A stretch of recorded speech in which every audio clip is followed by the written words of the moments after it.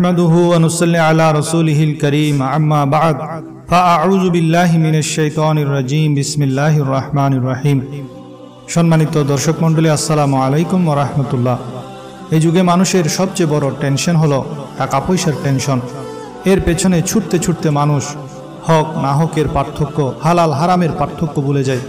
কিন্তু পবিত্র কোরআনের সূরা শুআরা, যেটি 42 নম্বর সূরা, তাতে একটি আয়াত আছে, যে আয়াতটির এমন মোজাররফ ওজিফা আছে, যে ওজিফাটি সকাল সন্ধ্যা করলে আল্লাহ তাআলা হালাল পন্থায় এত বেশি সম্পদ দান করবেন, টাকা পয়সা ও সম্পদের সকল টেনশন দূর হয়ে যাবে ইনশাল্লাহ।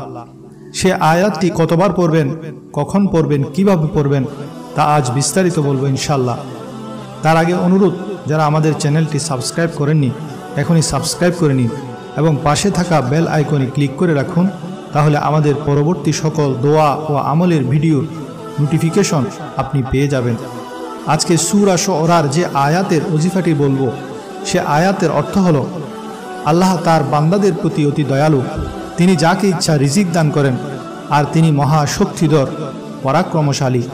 এ আয়াতটির ব্যাখ্যায় তাফসীরে মাজহারিতে বলা হয়েছে, আল্লাহ তাআলার রিজিক অনেক প্রকার, জীবন ধারণের রিজিক সবাই পায়। এরপর স্পেশাল রিজিক বন্টনে আল্লাহ বিভিন্ন স্তর ও মাপ রেখেছেন। কাউকে ধন সম্পদের রিজিক অধিক দান করেন, কাউকে কম দান করেন, কাউকে স্বাস্থ্য ও শক্তির রিজিক দান করেন, কাউকে জ্ঞান ও মারেফতের রিজিক দান করেন, আর কাউকে অন্যান্য রিজিক দান করেছেন। এভাবে প্রত্যেকের মুখাপেক্ষী থাকে, যার উপর মানব সভ্যতার ভিত্তি প্রতিষ্ঠিত। সে আয়াতটি হলো, আউযু বিল্লাহি মিনাশ শাইতানির রাজীম, বিসমিল্লাহির রহমানির রহিম। আল্লাহু লাতীফুন বিইবাদিহি ইয়ারযুকু মান ইয়াশাউ ওয়া হুয়াল কাবিয়্যুল আযীজ। আল্লাহু লাতীফুন বিইবাদিহি ইয়ারযুকু মান ইয়াশাউ ওয়া হুয়াল কাবিয়্যুল আযীজ। এটি সূরা শুআরার 19 নং আয়াত। আয়াতটির ব্যাখ্যায় তাফসীরে মাআরিফুল কোরআনের বাংলা সংস্করণের 1214 পৃষ্ঠায় একটি পরীক্ষিত ওজিফার কথা লিখেছেন।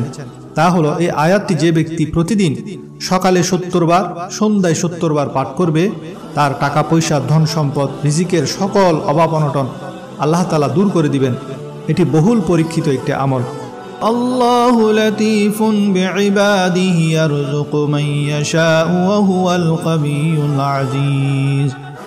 আল্লাহু লাতীফুন বিইবাদিহি ইয়ারযুকু মান ইয়াশাউ ওয়া হুয়াল কাবিয়্যুল আযীজ।